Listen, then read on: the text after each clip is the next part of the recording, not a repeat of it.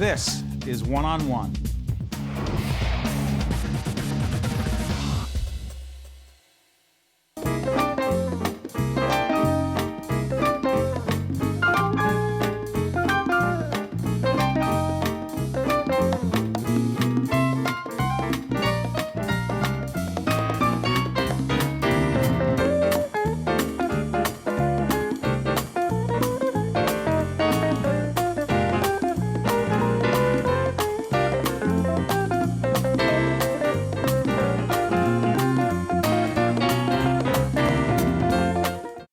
That was good stuff, and this is good stuff right here.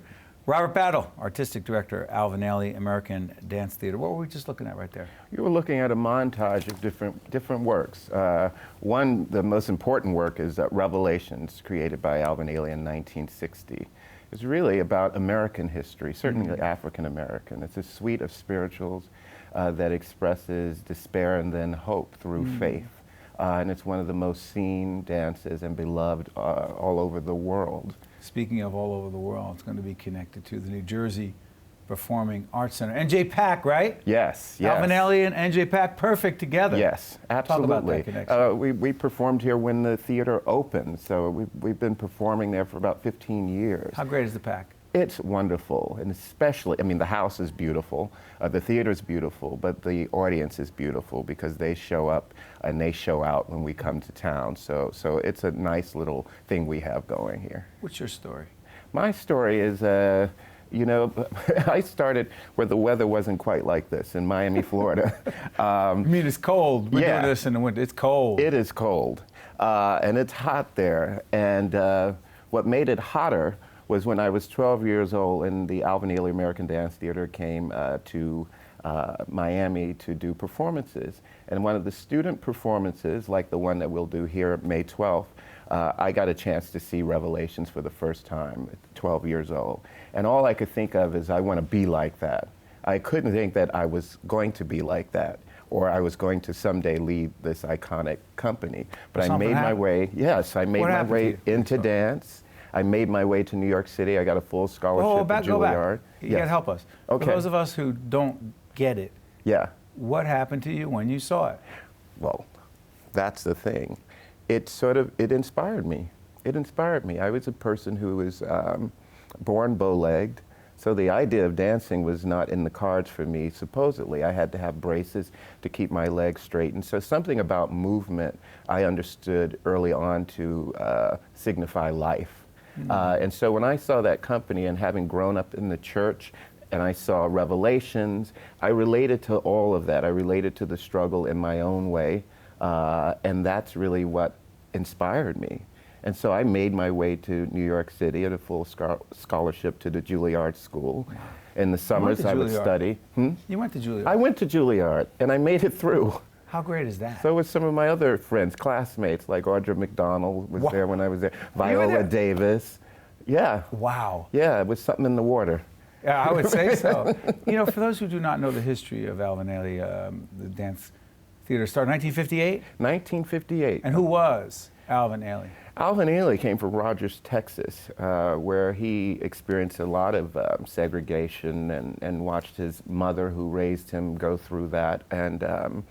And so a lot of the works that he created, like Blues Suite, that was some of the music that you were hearing in the montage, was about his blood memories of that, revelations of seeing, you know, people go to church and how they served. And so all of that really is a part of the thrust of the company, his experiences and how they shaped the company. Of course, the company started on the brink of the civil rights movement, and he wanted a place where Black dancers and choreographers could be on the concert stage, and that's why he started the company.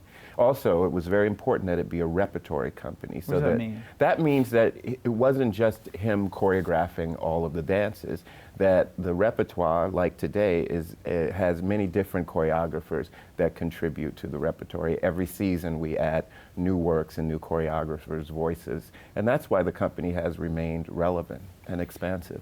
You know, one of the things that you're doing I find very interesting is the new director's choreography lab. Yes. What is that?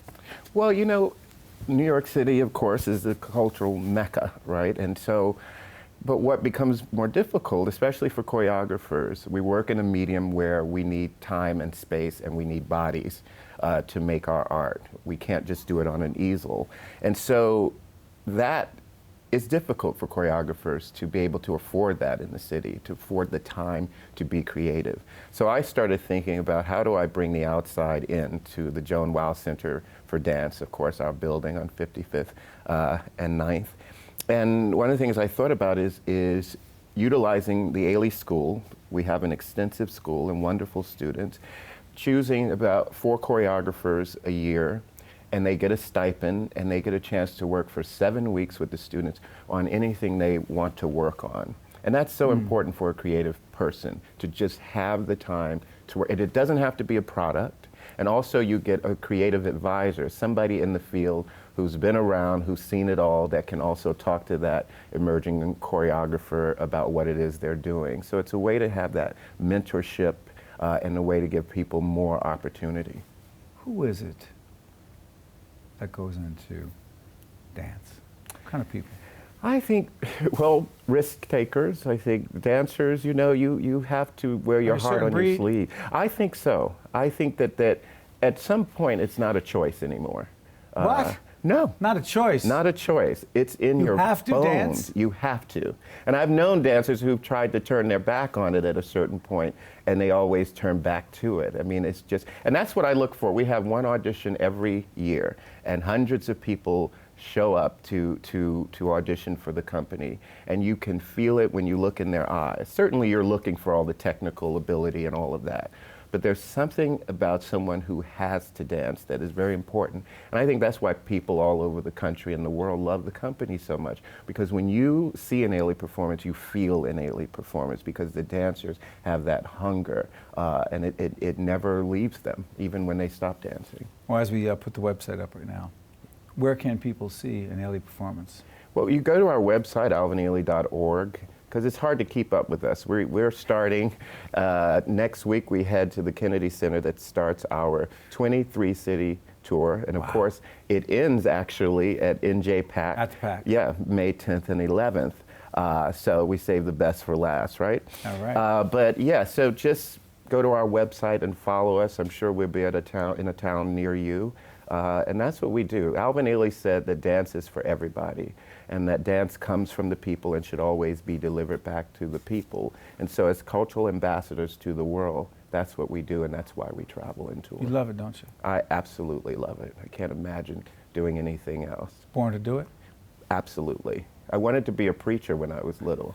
I used to put on my little bathrobe, and my grandfather used to tape the sermon. And so I would learn the sermon, and I would go in the back. I actually took collection. I did all the jobs. You know, I didn't make any money. But in some ways, all of those things that happened early on shaped me to where I am now. And Judith Jamison, who was, I mean, who is incredible. She chose me because she saw something in me that reminded her of Mr. Ailey.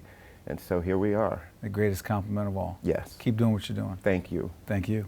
Robert Battle, Artistic Director of the iconic, extraordinary Alvin Ailey American Dance Theater. You honor us. Thank you very much. Thank you. Stay with us. We'll be right back right after this. Thank you. One-on-One with Steve Adubato has been a production of the Caucus Educational Corporation, celebrating 25 years of broadcast excellence.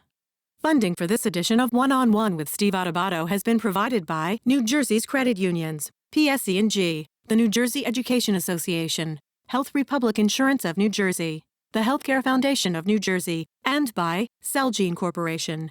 Transportation provided by Airbrook Limousine, serving the metropolitan New York, New Jersey area. One-on-One with Steve Adubato has been produced in partnership with St. Joseph's Healthcare System.